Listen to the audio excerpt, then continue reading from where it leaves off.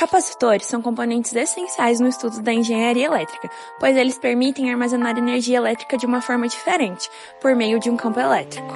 Nessa prática, a gente optou por trabalhar com um capacitor de placas paralelas, formado por duas superfícies condutoras planas, separadas por um material isolante, que a gente chama de dielétrico. Nesse modelo, quando a gente aplica a diferença de potencial entre essas duas placas, isso gera um acúmulo de cargas de sinais opostos entre essas duas placas, um negativo e outro positivo, o que gera um campo elétrico no meio delas praticamente uniforme. A capacidade desse material de armazenar energia é dada pela letra C. Matematicamente, a capacitância é dada pelo produto da permissividade elétrica absoluta do dielétrico com a área efetiva das placas, dividido pela distância entre eles.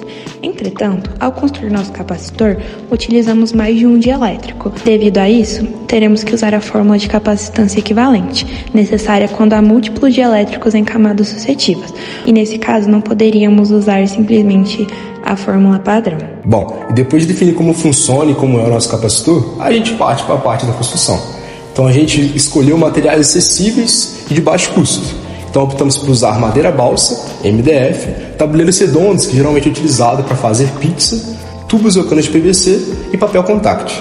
Então, pegando esses materiais, a gente acabou usando os tubos ou canos de PVC para sua estrutura, a madeira balsa para ser a distância entre uma placa a outra, os tabuleiros redondos a gente acabou usando para eles serem as placas do nosso próprio capacitor, o MDF para ser a base que a gente vai usar para o capacitor poder apoiar e assim ficar bem reto e bem nivelado, e o papel contact para ser o nosso isolante, que a gente vai usar e aplicar no nosso capacitor. No nosso processo de construção, a gente acabou usando os tubos e os canos de PVC e a gente acabou cortando eles para ter uma medida necessária e uma certa distância mesmo da própria base, para assim que as placas não pudessem interferir com a própria base ali que a gente estipulou. A gente colou as placas com cianoacrilato, onde a gente conseguiu fixar elas nos canos, nos tubos de PVC e assim manter uma estrutura bem reforçada e bem resistente ao mesmo tempo. E com papel contact, a gente acabou entelando ele em volta das placas, fazendo assim todo aquele material se tornar o isolante do nosso próprio capacitor. Então, juntando todos esses materiais e fazendo toda essa construção, a gente tem o nosso próprio capacitor.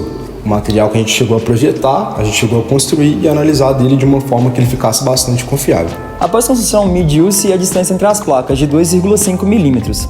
Essa distância foi considerando 1 milímetro da balsa e depois dividimos igualmente entre o ar e o plástico contact. Medimos também o raio, que foi de 2,5 centímetros, e com a permissividade fica fácil, aí é só aplicar na fórmula.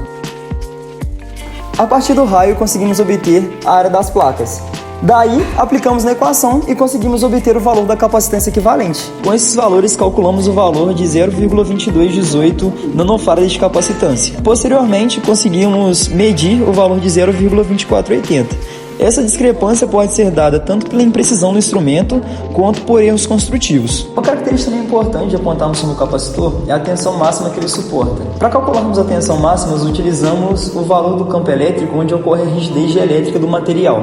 A rigidez dielétrica, basicamente, é o valor de tensão onde o material ele deixa de ser isolante e passa a ser condutor. Como temos três meios funcionando como dielétrico no nosso capacitor, consideramos o valor de rigidez do ar, pois é o menor valor e por fatores de segurança também. Multiplicando a distância entre as placas pelo valor da rigidez dielétrica do ar, conseguimos obter a máxima tensão que o nosso capacitor suporta.